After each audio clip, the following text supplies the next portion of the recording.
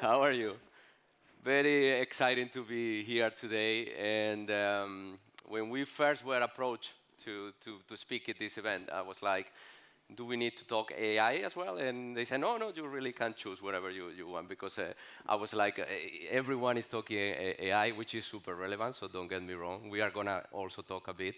But we discussed together and said what we are going to do in this event.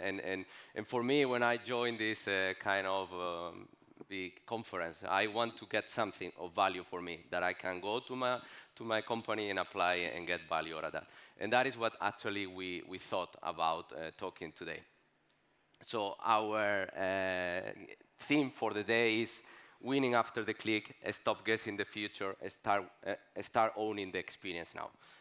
And what does it mean for us? In a company like Electrolux, the home appliance company, the user journey is complex. People come, go, they come back again, they compare to other brands, they compare prices.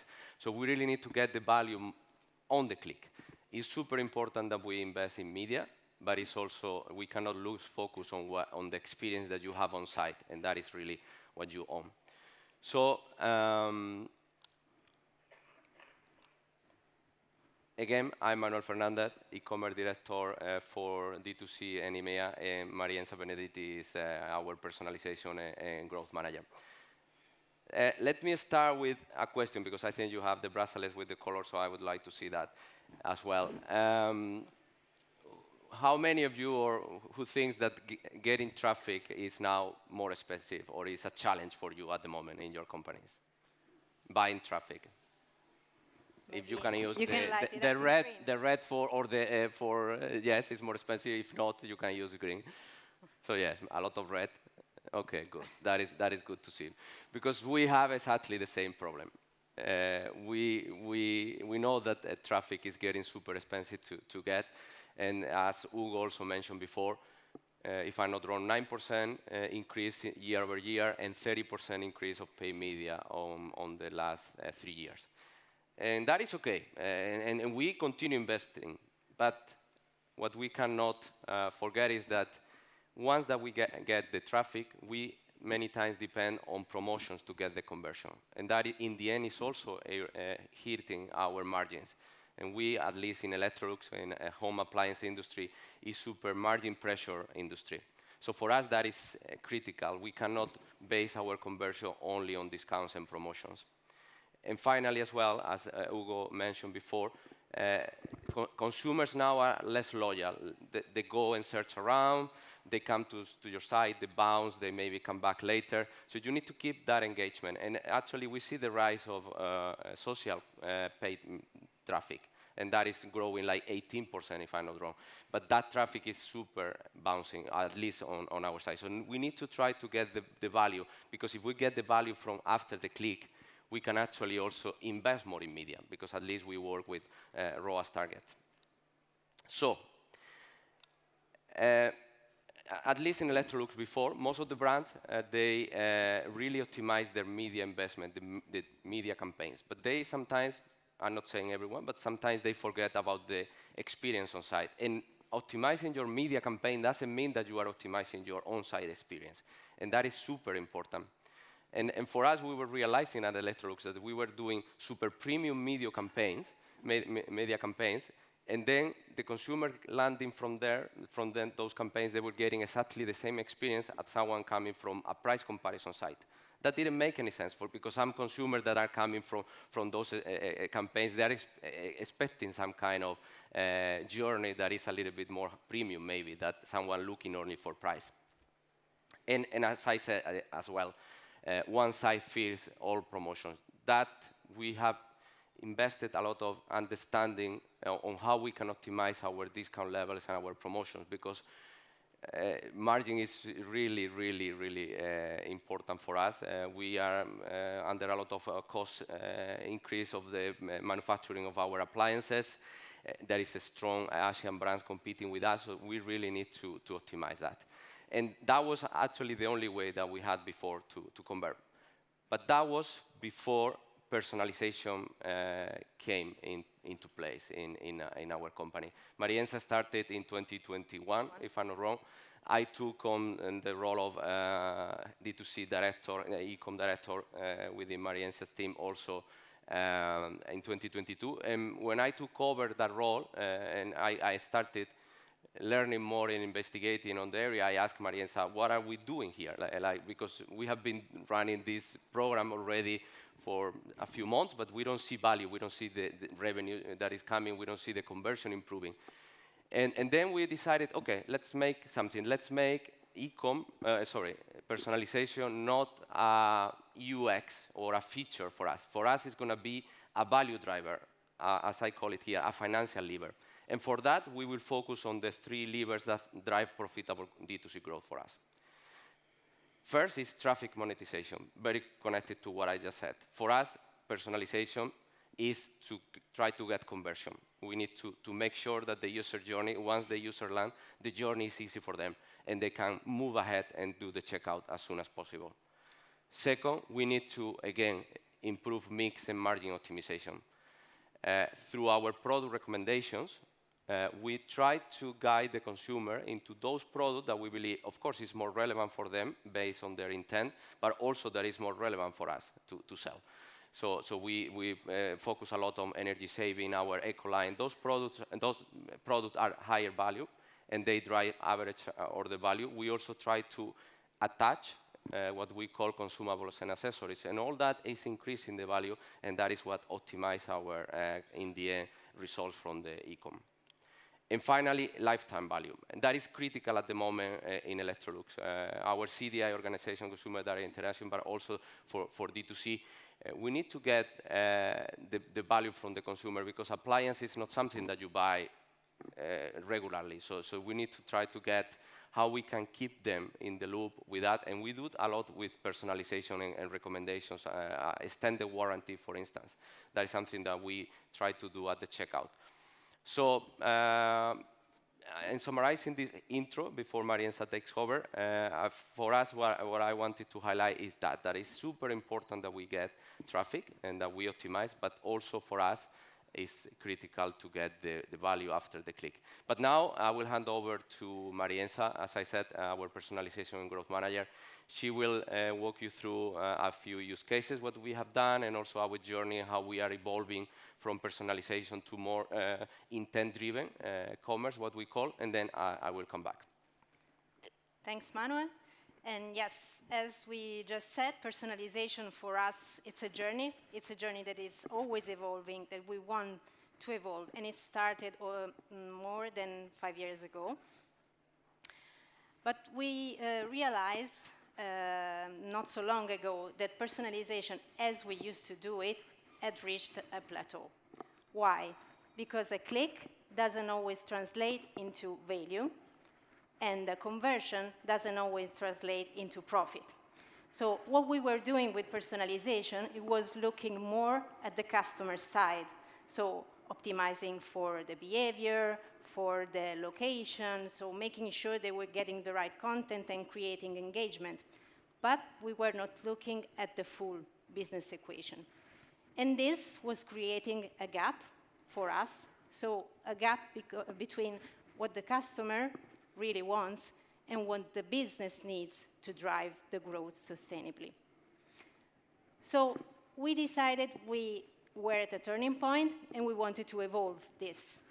And the evolution of this could not consider that we had to fill this gap, the gap between the customer and the business growth.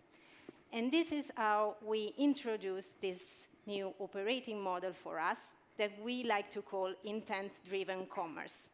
So this is an operating model that supports us in dynamic decision-making by joining together 4 different forces. So first of all, intent. Of course, what the user needs and what they want when they land on our site. Second, we heard it a lot, data and context. So what's the background of the user when they land on our site, when they navigate? Of course, another pillar, the business logic.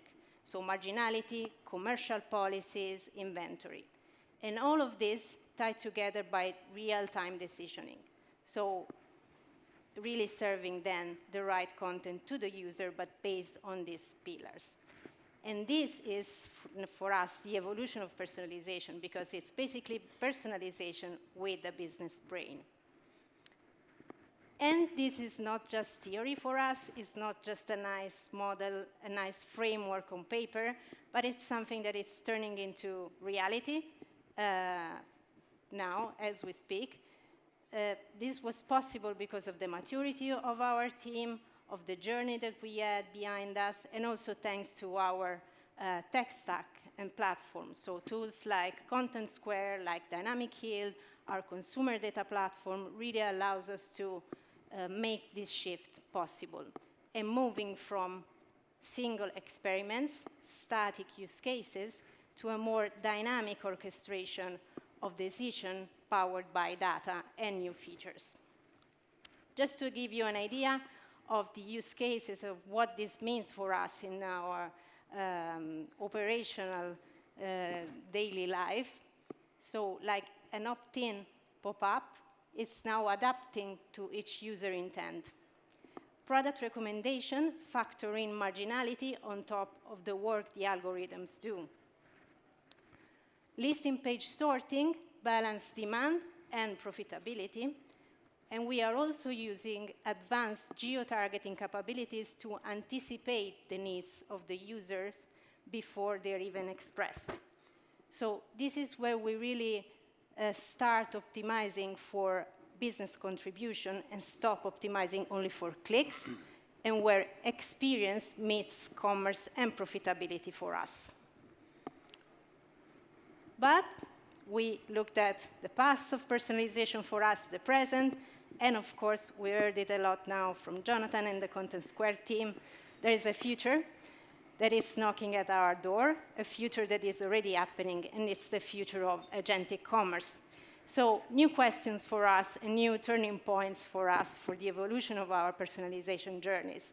And the main question that we are asking ourselves at the moment is, for AI systems that will search, that will compare, and that will transact on behalf of the consumers, who will we be optimizing the experience for in this new landscape?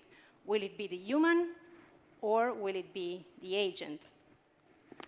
And while we are still actually looking for the answers, one thing that came to us and felt like a kind of a paradox is that the more AI will drive the experience, the more human-centric it must become. Why? Because AI will somehow connect human needs to product features better than we do. It will help us directly, as we just heard, optimize not just for clicks, but for lifetime value and for trust. And it will surely be not as aggressive and promotional as we are. So it will be more relevant, more contextual, and more respectful. So it will be basically empathy at scale. Cool. Thank you, Marienza.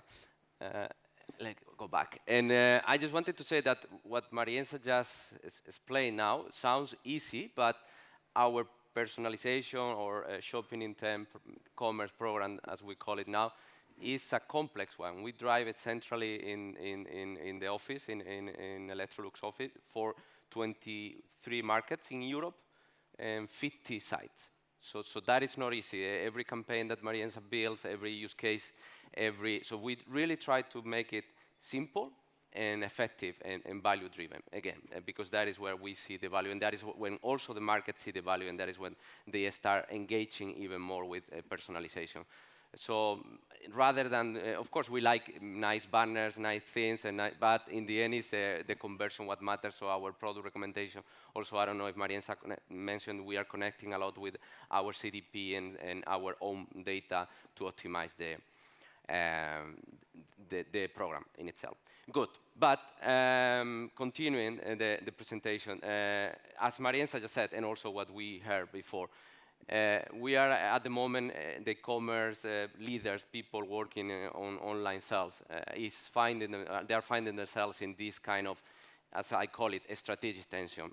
We today still need to optimize for inspiration, for UX, for storytelling, in the end, like emotion, because humans, they feel connected a little bit like with the emotion, but we know that the machines are coming, and more they will be taking part of the purchase journey.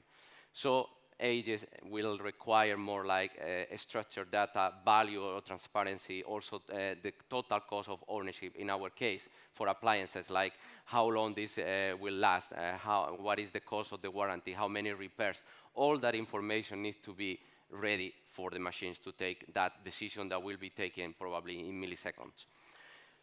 So what should leaders do now?